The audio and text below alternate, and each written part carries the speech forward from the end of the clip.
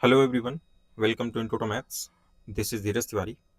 ये प्रॉब्लम कह रहा है the number of ways to distribute 10 identical red pens and 14 identical blue pens among 4 persons such that each person gets 6 pens is. आपको यहाँ पर 10 red pens provided है plus 14 blue pens provided है। Total अगर आप देखते तो 24 पेन्स आपके पास में है। डिस्ट्रीब्यूट कैसे करना कि आपके पास में 4 पर्सन हैं। इन 4 पर्सन में से सबको, हर एक को 6 बॉल आपको यहाँ पर देनी है। तो 6 4 24, यहाँ से भी हिसाब ठीक ही बैठ रहा है। ठीक है, अब यहाँ पर अगर आप देखोगे तो एन आइडेंटिकल ऑब्जेक्ट्स हैं, 4 डिफरेंट पर्सन हैं, तो बेगर्स मेथड आपके दिमाग में आ रहा होगा।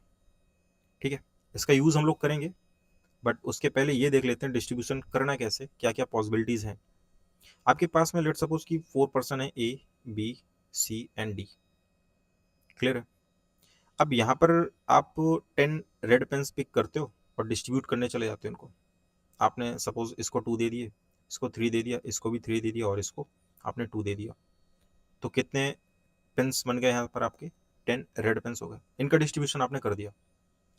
अब यहाँ पर जो बचे हुए 14 ब्लू पेन्स हैं, इनका डिस्ट्रीब्यूशन करने की आपको जरूरत पड़ेगी नहीं।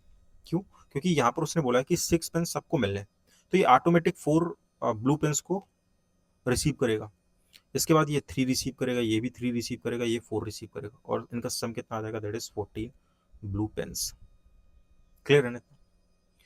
ये तो क्लियर हो गया। इसके साथ ये भी हमें देखना है कि जैसे हमने 10 रेड पेन पिक किए, तो क्या हम ए को 7 दे सकते हैं क्या, या 8 दे सकते हैं क्या, किसी किसी को भी?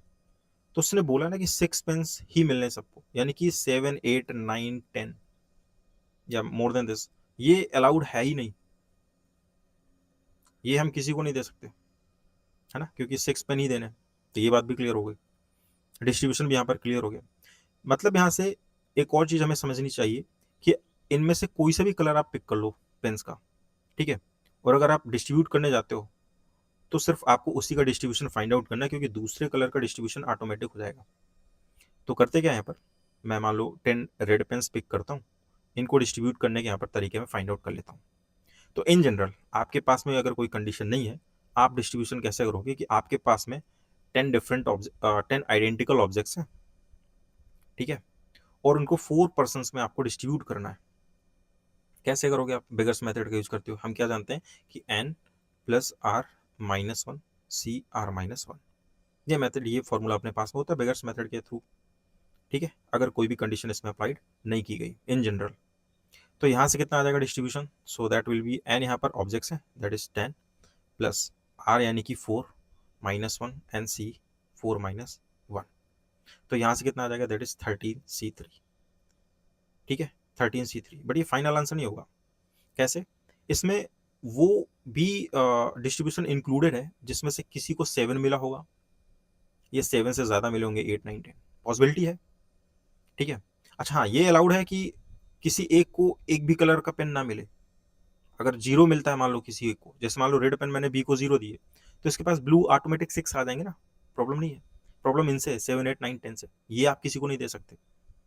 तो इनको आपको हटाना पड़ेगा, इससे सब्ट्रैक्ट करना पड़ेगा। वो कैसे करेंगे कि इनमें से किसी एक को, आप मान लीजिए किसी एक को 7 पेन्स मिले होंगे, तो इनमें से अगर आप किसी एक का सिलेक्शन करते हो, सो दैट इज 4c1, इनका सिलेक्शन हो गया। ठीक है, अब 7 पेन किसी को भी मिले होंगे, बचे कितने आपके पास में? 3 पेन्स ना, क्योंकि आप अभी रेड बॉल का, रेड पेन्स का डिस्ट्रीब्यूशन कर रहे हो। तो लेट सपोज कि आपके पास में A plus B plus C plus D, इनको मिलने वाले जो टोटल पेन है 7, जब आपने डिस्ट्रीब्यूट कर दिए, 3, कितने बचे आपके पास में? 3। अब ये 3 किसी के पास भी जा सकता है ना, ए के पास जा सकता है, बी के पास जा सकता है, सी के पास जा सकता है, डी के पास जा सकता है, क्योंकि हम तो यही केस कंसीडर करने वाले हैं ना कि 7 या 7 से ज्यादा किसी को भी मिले। तो पहले तो उसका सिलेक्शन कर लिया कि इनमें से किसी को भी मिल सकता है, 4c1। अब मिलेगा कैसे कि आपके पास में 3 पेन बचे, अब उन 3 पेन्स को आपको 4 लोगों में डिस्ट्रीब्यूट करना है, फिर से वही बेगर्स मेथड लग जाएगा। तो 3n हो गया ये आपका, दैट इज 3 प्लस आर, यानी जितने में डिस्ट्रीब्यूट करना है, सो 4 माइनस वन सी 4 माइनस वन। तो यहाँ से कितना आ जाएगा? दैट इज 4 इंटू, यहाँ से आ जाएगा आपका, that is 7 minus one 6 into c3। तो ये आ गया आपका, जो आपको हटाना है फॉर दिस केस, जिसमें से 7 या 7 से ज्यादा डिस्ट्रीब्यूशन हो चुका होगा। तो यहाँ पर आप सब्ट्रैक्ट कर दो इसको, 4 × 6c3, ये फाइनल आंसर होगा आपका। तो इसको सिंप्लीफाई करते हैं, 13 factorial, 3 factorial and 10 factorial, minus यहाँ से 4 आ गया एंड 6c3, तो 6 फैक्टोरियल अपॉन में 3 फैक्टोरियल इंटू 3 फैक्टोरियल। क्लियर है? इसको सिंप्लीफाई करते हैं, तो यहाँ से आपका हो जाएगा 13 मल्टीप्लाइड बाई 12, 11 और 10 से 10 कैंसिल आउट, यहाँ बचेगा आपका 6, 6 2 जा 12, तो यहाँ से कितना आ गया 26 मल्टीप्लाइड बाई 11, सो 11 6 जा 66 एंड 2 जा 22 एंड 28, 286 इसका आ गया। इसको सिंप्लीफाई करते हैं, तो 4 × 6 × 5 4 और 3 से 3 कैंसिल आउट, और एक 3 का हो जाएगा 6, ये कैंसिल आउट, तो 4 4 जा 16, 5 जा 80, 80 यहाँ से आ गया। सब्ट्रैक्ट करते हैं, तो यहाँ से आपका बचेगा 286 में से आप 80 सब्ट्रैक्ट करते हो, सो दैट इज 206। सो 206 आपका फाइनल आंसर होगा, है ना। 206 तरीके से हम ये काम कर सकते हैं। सो आई होप कि ये सॉल्यूशन आपको समझ में आया होगा। मिलते हैं नेक्स्ट लेक्चर में नेक्स्ट क्वेश्चंस के साथ में, तब तक के लिए स्वस्थ रहिए, मस्त रहिए।